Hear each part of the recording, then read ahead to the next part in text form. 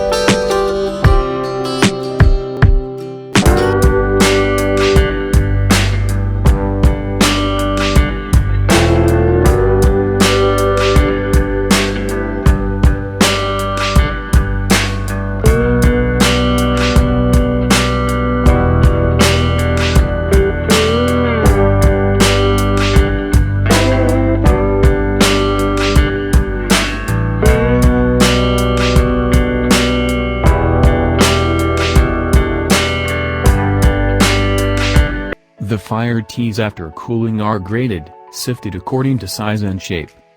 As the tray demands, the different grades of tea are identified nomenclature. On completion of the grading, teas are stored in airtight bins of boxes. The sifting is carried out on a series of grading and cleaning machines, which have several trays of different mesh sizes. To separate the tea particles to the various grades of tea and to remove the stalk and fiber.